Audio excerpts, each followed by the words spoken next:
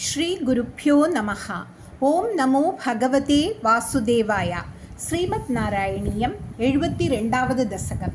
அக்ரூரர் வருகை. கம்சோதனாரதகிரா व्रजवासिनं त्वामाकर्ण्यतीर्णकृतयत् सहित गान्तिनेयम् आहूय कार्मुकमगच्छलतो भवन्तम् ஆனேதுமேன மகினோ தஹிநாதஷாயின். இந்த 72வது தசகத்தில் பட்டதிரி அக்ரூரர் கோகுலம் வர்றதை வர்ணிக்கிறார்.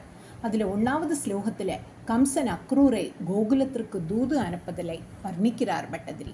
அவர் குருவாயூரப்பனை பார்த்து சொல்றார், ஓ குருவாயூரப்பா, ஆதிசேஷன் மேல் பள்ளி கொண்டிருப்பவனே, கம்சன் நீ கோகுலத்தில் இருப்பதாக நாரதரால் கேள்விப்பட்டான். உடனே மனம் உடைந்தவனானான். உடனே உன்னை கொல்ல திட்டமிட்டு தனுர்யாகம் என்ற வேள்வி காரணம் காட்டி உன்னை வருமாறு காந்தினியின் மகனான அக்ரூரை கோகுலத்திற்கு அனுப்பினான் அல்லவா குருவாயூரப்பா? குருவாயூரப்பனை பார்த்து பட்டதிரி சொல்றார்.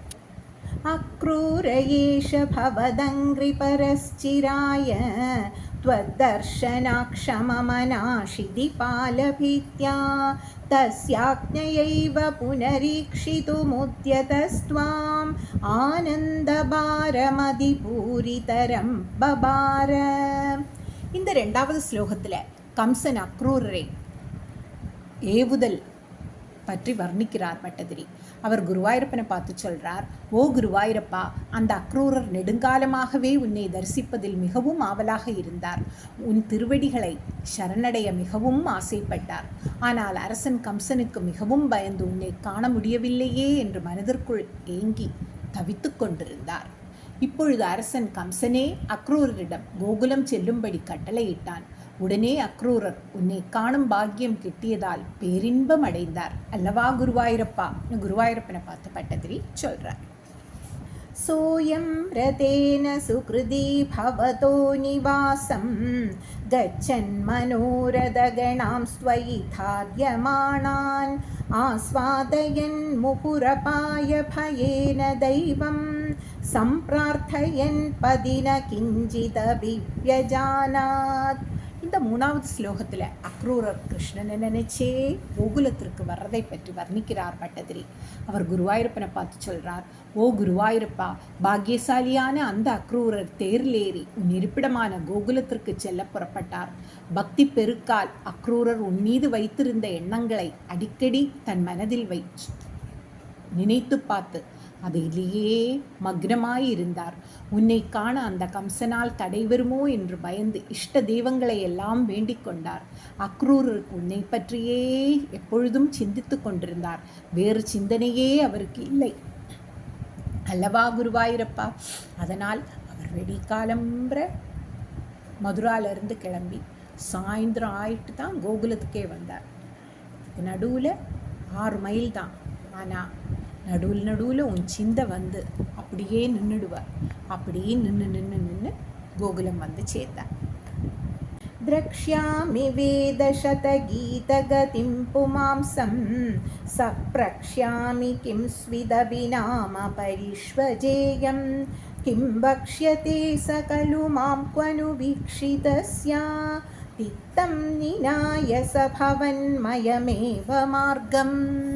இந்த 4வது ஸ்லோகத்தில் அக்ரூரர் வழி முழுவதும் பகவான்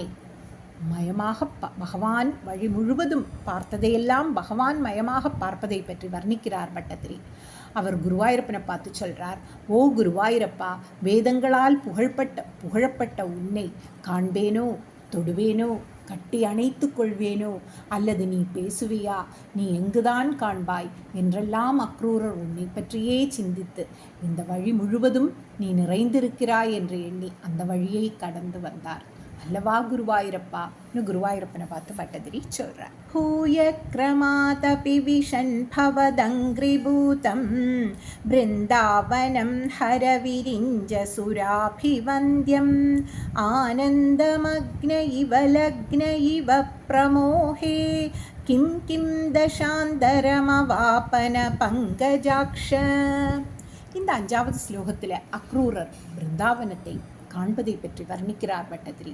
அவர் குருவாயூரப்பன்ட்ட சொல்றார், ஓ குருவாயூரப்பா, தாமரை மலர் போன்ற கண்களுடைய குருவாயூரப்பா, அக்ரூரர் அந்த பிருந்தாவனத்தில் நுழைந்ததுமே உன் காலடி பட்டு புனிதமானதும் சிவன் பிரம்மா முதலிய தேவர்களால் வணங்கத்தகுந்த அந்த பிருந்தாவனம் அக்ரூரருக்கு ஆனந்த கடலில் முழுகச் செய்தது. ஏதோ ஒரு மயக்கம் வந்து என்றும் விளக்க முடியாத பல வகை இன்ப நிலை அடைந்தார் அல்லவா குருவாயூரப்பா. குருவாயூரப்பனை பார்த்து பட்டதிரி சொல்றார்.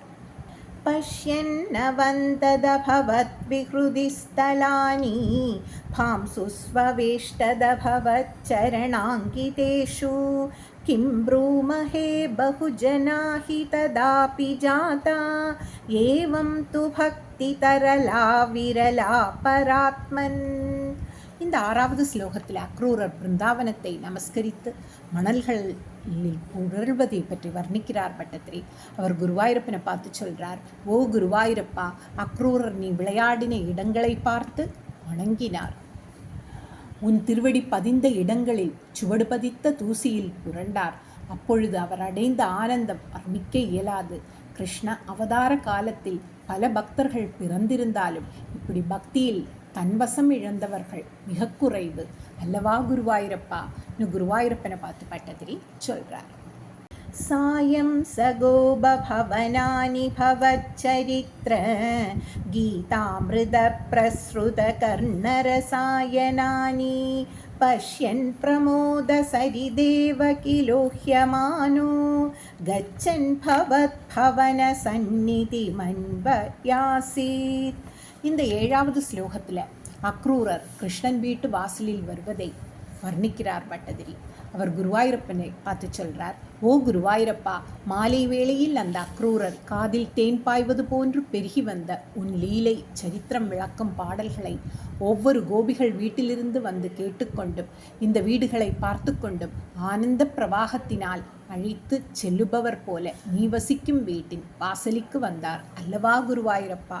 குருவாயூரப்பனை பார்த்து பட்டதிரி சொல்றார். தாவத் ததர்ஷ பசுதோஹ விலோகலோலம் பக்தோத்தமாகதிமிவ பிரதிபாலயந்தம் பூமன் பவந்தமயமக்ரஜவந்தமந்தர் பிரம்மானுபூதிரச சிந்துமிவோத்வமந்தம். இந்த 8வது ஸ்லோகத்தில் பட்டதிரி அக்ரூரர் கிருஷ்ணனை பார்க்கறதை பற்றி வர்ணிக்கிறார் பட்டதிரி. அவர் குருவாயூரப்பனை எடுத்து சொல்றார், ஓ குருவாயூரப்பா, பலராமனோடு சேர்ந்து நீயும் பசும்பால் கறப்பதை கண்டு ரசித்தவாறு உன் பக்தன் அக்ரூரர் வருகையை நீ எதிர்நோக்கி காத்திருந்தாய்.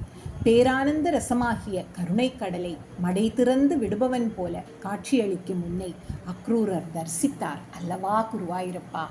குருவாயூரப்பனை பார்த்து பட்டதிரி சொல்றார். சாயந்தனாப்ளவ விசேஷ விவிக்தகாத்ரௌ द्वौ पीतनीलरुचिराम्बरलोपनीयौ नादिप्रपञ्चधृतभूषणचारुवेशौ मन्दस्मितार्द्रवदनौ सयुवां तदर्श. இந்த 9வது ஸ்லோகத்தில் அக்ரூரர் கண்ட கிருஷ்ணனை பற்றி வர்ணிக்கிறார் பட்டதிரி.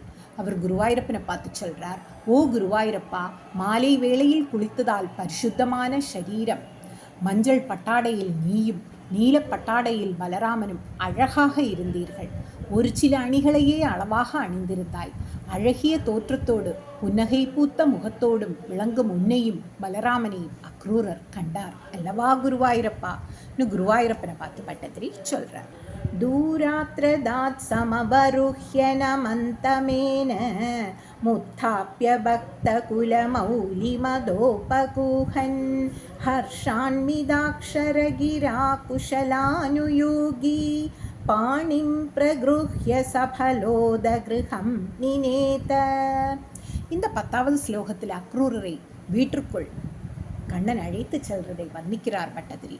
அவர் குருவாயூரப்பனை பார்த்து சொல்றார், ஓ குருவாயூரப்பா, சிறந்த பக்தரான அந்த அக்ரூரர் வெகு தூரத்தில் இருந்து தேரிலிருந்து இறங்கி உன்னை நமஸ்கரித்தார். நீ அவரை கட்டி தழுவினாய். பக்தனை கண்டதால் உன் மனம் பூரிப்படைந்தது. நாக்கு தழுதழுக்க வார்த்தை வெளிவராமல் இதமான குரலுடன் அக்ரூரரிடம் நலம் விசாரித்தாய். பிறகு அவர் கையை பிடித்து கொண்டு நீ பலராமனுடன் கூட வீட்டிற்கு அழைத்து சென்றாய், வீட்டிற்குள் அழைத்து சென்றாய் அல்லவா குருவாயூரப்பா. குருவாயூரப்பனை பார்த்து பட்டதிரி சொல்கிறார்.